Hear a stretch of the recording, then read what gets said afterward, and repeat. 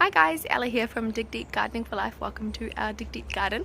This is one you might not have seen a lot in our videos. This is our front yard. A lot of it is still yet to be developed, but I just wanted to show you this little garden that I'm rather proud of because it used to just be a patch of grass. I will put before photos on the screen. Let's go have a look at it. Look at what it is now. Alrighty, so this the concrete nib has been there since we bought the place, and I would say by the condition of it a long time since before we bought the place. I actually thought about digging it out at one point, and I dug down about a foot and it just seemed to keep going, so I gave up on that idea of reshaping the garden and accepted that we just have a half round, and that's cool, man. So I thought I'd do a little walkthrough of what we've got planted in this wee space and a little bit of what I have planned for it. So we'll start at one end and work our way over. At either edge, I've got these gorgeous irises, which are just looking so lush at the moment. We've got this purple one about to go, which is awesome. We had our early purples a while ago and they've all gone away. Through my irises, I've got some really cool yellow ones. I've got dark blue, light blue. I've got red ones, which I'm very excited about. And this really cool kind of like browny maroon color, as well as obviously the purple. And just on the inside, and they are looking a little bit rough at the minute, I've got a whole lot of little gerberas, and again they are all different colours, beautiful daisy like flowers. They are stunning. Just inside there I've got this forest of borage. The bees absolutely love this stuff. I'm lucky enough to have a white one there as well, which is a little bit rarer and just fun to have. Actually, I posted a link on my Facebook page a little while ago, 15 uses for borage. This is definitely one you want in your garden if you can get it. It self-seeds really, really, really well to the point where you're almost pulling them out like weeds, which is ideal. It's just a really totally awesome plant to have. One thing I will just quickly make note of is I've raised this garden up significantly by, you will have seen in the before photos, dumping a whole lot of compost and mulch on top of it. We still do get the odd bit of cooch come through, and I try to just grab out as much as I possibly can because of course it roots so successfully, so well, and then cover that back over. Cooch is a really invasive plant, but it is also very, very lazy. So it's super easy to overcome. This beautiful yellow flower here, and I've got yellow and orange ones just over there as well, is Calendula, aka a pot marigold. They are prolific flowers. They're really good to have as they flower quite into winter as well, and again are medicinal and just great for the bees. Super awesome to have. Before we go over there, I just want to quickly show you as well, I've got this beautiful, beautiful lemon bergamot. This stuff smells amazing, and it dies off through the winter. You can see the remnants of last year's stems. Cut it right back and it comes away super duper well. This one has spread significantly from a very small plant that I purchased. It's gone crazy, and I've actually split it off and planted it many, many, many other places in my garden as a ground cover. I've got a bit of tarragon doing the same thing. It's died off for the winter and it's just coming back through now, which is exciting. There's about 4 different types of lavender in this garden as well. I've got some mint in that blue pot. Always plant your mint in a pot or it will take over your garden. I've got strawberries absolutely everywhere. There is oregano. There's a variegated thyme. Can't remember what that is. I think it's a stevia. More oregano. This is a woolly thyme, and as you can see it's quite carpety. I really want to use it as a carpet at somewhere on our property. I'm not 100% sure where yet, but I just love the idea of lying down on it. Just try not to think about bugs. A little bit of marjoram poking through there. Self-seeded sweet pea that's just started giving us peas, which is cool. These lovely things, I can never remember what they're called. I've learned it about 16 times. Please tell me in the comments. I can just never remember, but they self-seed really well. And a pyrethrum daisy, and again you can see it's got so many flower buds ready to go, and I've never seen it without flowers, and it's been in the ground for about a year. Pyrethrum is a great insecticide. You can use it to make your own homemade insect repellents and bug sprays. We also have 3 twigs. Twig number 1, twig number 2, and twig number 3, each of which are beautiful, beautiful grapevines. They are second year in now and just springing back to life. I cannot for the life of me remember what variety they are. They were gifted to me by a vineyard owner. They're eating grapes, so I'm very excited to have a taste of them. I know they're red ones. Alrighty, over here, let's go backtrack a wee bit. I've got a large marjoram here, which again I just split off because it grows like a ground cover. I just split it off, take the roots wherever and just plant it wherever I want, and I've managed to propagate that throughout a lot of our backyard. Again, just as a ground cover, keep weeds away. They make great companion plants, and I've got that one there kind of as a companion plant for this Cape gooseberry, which has put so much effort into fruiting the last little while. I've done a couple of videos on our Cape gooseberry, so definitely go and check those out. They're amazing, amazing plants and totally delicious fruit. And just another calendula popping up there as well. I pride myself on being able to keep things alive, but apparently lemongrass, which is as easy to grow as grass, is on the list of things I can't keep alive. We'll try again. Over here I have a beautiful peach tree. I'm quite sure it's a golden queen. I've got 3 trees and they kind of all got muddled up, and one of them is a mystery peach anyway. And this year is the first year we have had blossom on this peach tree, so I'm really happy about that. And it's got that same woolly carpet thyme underneath, and oregano, and of course some strawberry plants. Sitting next to our beautiful cat Stormy there is his catmint in that pot, and then at the other end of the cat log, I've done a video on the cat log, go check it out, is a pot with some cat grass and catnip, because we love our cats. In this little children are not allowed in here box is our currants. Again, I did a video of creating this box called Current Affairs. Go and check it out. I grew these currants from cuttings from my mum's house, and they might not look like much right now, but that's actually part of why I wanted to do this video, is so that I can re-show this garden in a month's time and just see how much everything has grown. So this tiny little currant over here, which I actually thought was dead, is the only one that's actually got leaves so far. The others will catch up soon, I'm sure.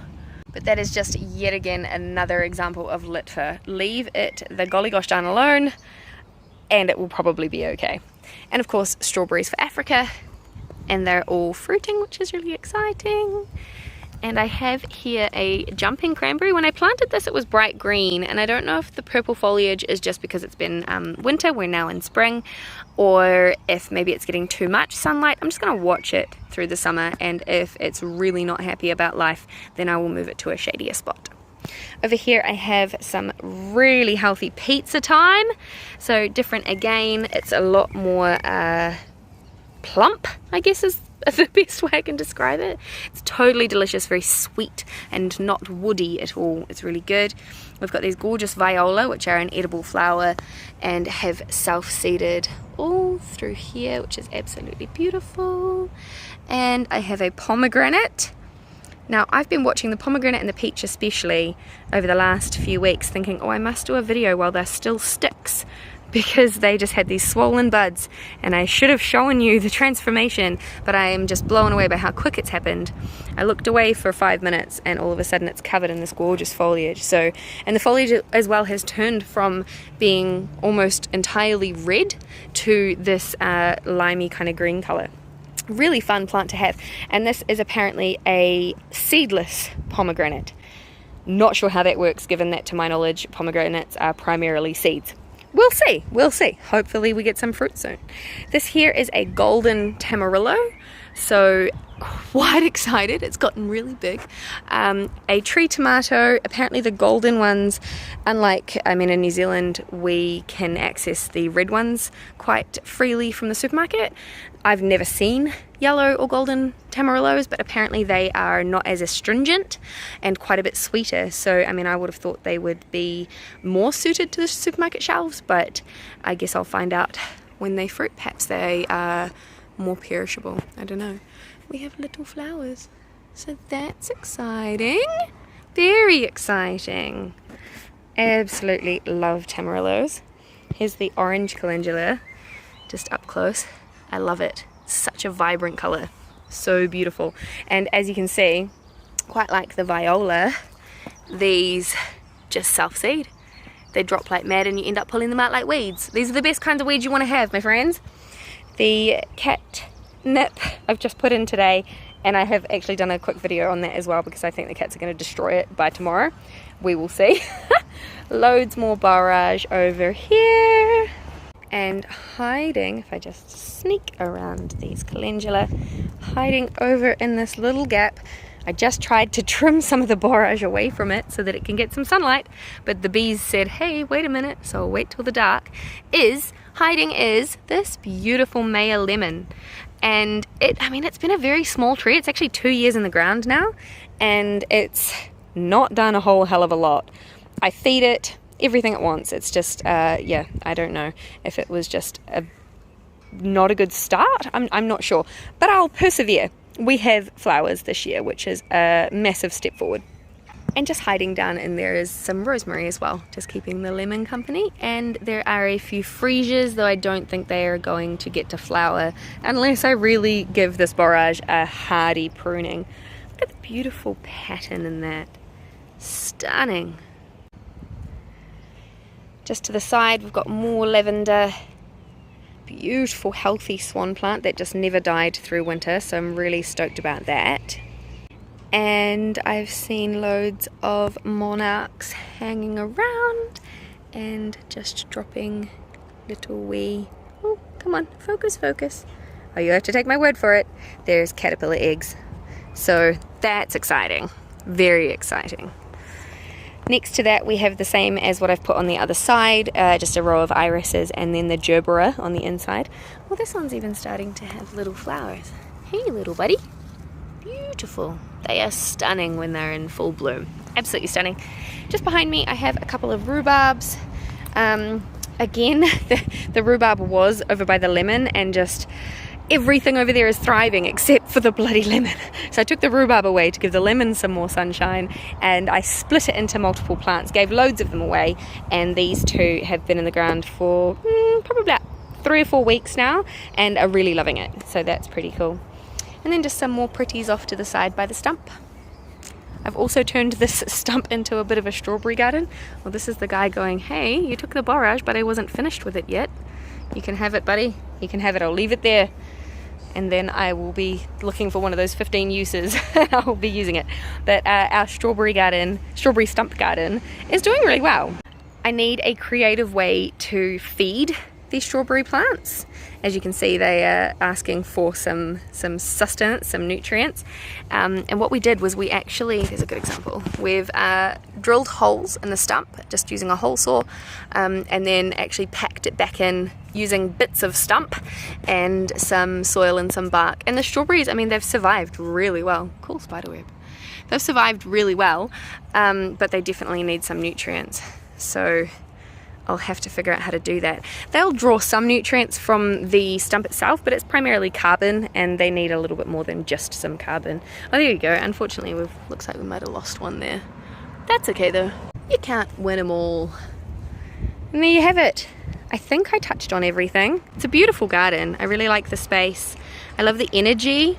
By encouraging our cats to spend their time out here, the energy of this garden is very calm, very relaxing, especially since I've just planted the catnip just before these two boys have had a good go at it, and they seem to be feeling very calm. Oh yes, oh yes. A big reason that I have left a lot of this space bare and just the bark mulch is so that I can use it almost in like a rotational way. I'm wanting to plant things like pumpkins, cucumbers, courgettes, the things that take up lots of space in the garden but aren't there for very long. So I thought I'd utilize this space for that. Also, this is my view when I sit and have a coffee in the morning on my front porch. I look out across this beautiful field, and I figured also planting things like the peach and the pomegranate and the grapes, which will all lose their leaves through the winter, so you know, not creating damp traps and things like that. They'll all drop all of their leaves and I'll have this beautiful view, and in the summertime I have the view of the beautiful productive garden. So that's my thinking behind it. But hey, as I always say, if you guys have any ideas that are better than my ideas, I just realized I'm filming Dallas. The camera's on. If you have any ideas for this space, or that you would do with this space, please by all means tell me. I'm always looking for ways to increase our productivity of space, utilization of space, especially when it comes to medicinal and edible things, and enjoyment. So, I mean, the strawberry stump garden is for the kids, right? The little stepping stones are for the kids. The cats, let's be honest, are for the kids. It's all, at the end of the day, for the next generation to enjoy. So yeah, if you have any ideas that tick those boxes, please hit me with them in the comments. There we go, guys. Thanks for watching. I hope you enjoyed this video. I hope you got some value from it, maybe some inspiration or some ideas. If you did enjoy it, then please do give it a thumbs up, a like, and hit that big subscribe channel. That helps my channel loads, and that way I can continue to help you with sustainable, primarily edible gardening, all for free or as free as possible. I will pop a list of the plants in this garden in the description of this video, and I'm also going to tell you exactly how much I paid for those, so you can do a bit of a count up of what it actually really costs to do a garden up like this. I'll also include the costs of my mulch and anything else that I've used in this garden, the materials, so that you have an idea there. And I will make sure that I put a video up for you guys of this little half round in a month's time, and then probably a month from there and a month from there as well, so that you can see how much it will explode over the summer. We've also got some vertical gardening ideas that I'm wanting to implement in this area, so we'll be getting husband, I think, to help with the erection of some structures. It's going to be some big changes, but again, sustainable, reusable, and really fun for the kids. So really excited to get those going. I will leave it there. You guys are probably sick of watching Dallas lick himself, and maybe sick of me talking. Probably, my family is. No. Okay, you guys are awesome. I'll see you next time.